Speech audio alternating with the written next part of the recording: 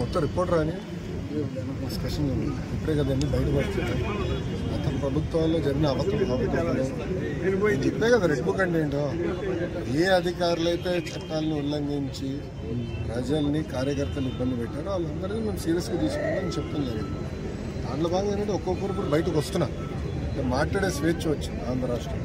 Media మిత్రులు కూడా స్వేచ్ఛ వచ్చింది, ప్రజాప్రతినిధులు స్వేచ్ఛ వచ్చింది, పులివెందుల ఎమ్మెల్యే కూడా స్వేచ్ఛ ఉంది. రోజు వెళ్ళి అవుతున్నారు ఆయన పులివెందుల ఎమ్మెల్యేనే కదా, ఆయన కూడా స్వేచ్ఛ ఉంది కదా. ఆయన ఎక్కడ తిరగచ్చు, ఆయన తిరగచ్చు. ఆయన ఇప్పుడు ఆయన గేట్ కి తాడులు కట్టేది ఇవన్నీ లేదు కదా, ఆయన కూడా తిరిగే స్వేచ్ఛ వచ్చింది. అట్లా ఎంతంటే వెళ్ళండి. ఎవరు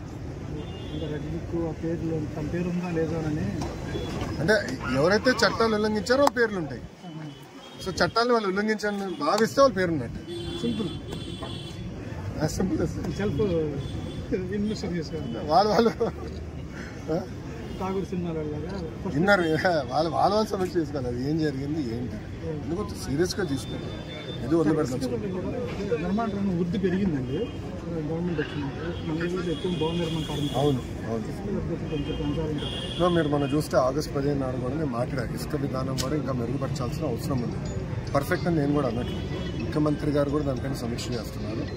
కానీ ఎట్లా స్ట్రీమ్లైన్ చేయాలి. ఇప్పుడు మనకు వర్షాలు కూడా పడినాయి, ఇసుక తీసిన కూడా ఇబ్బంది, ఒకేసారి ఎకనామిక్ యాక్టివిటీ కూడా ఇంప్రూవ్ అయింది. సో ఇది ప్రాబ్లం అయితే ఉంది, కాదని ఎవరు అనట్లేదు. కానీ దాన్ని ప్రక్షాళన చేయాలి, ధరలు తగ్గించాలి, సిస్టమేటైజ్ చేయాలి. ఆ పనులు ఉంది.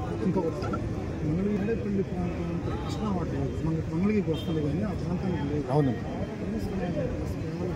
అట్లా 100%. ఇప్పుడు మీరు చూస్తే ఇప్పుడు భూగర్భ డ్రైనేజ్, తాగునీరు, పవరు, గ్యాస్ ఇవన్నీ మేము కార్యక్రమం పెట్టుకున్నాం.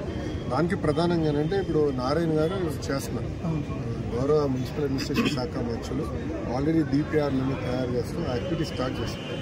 ప్రభుత్వం ఏర్పడి 100 రోజులు అవనిస్తుంది.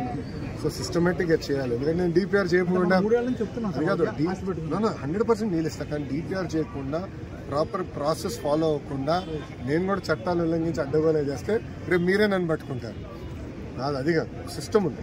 కొంత ఇబ్బందులు సెట్ చేయాలని నేను చేస్తాను.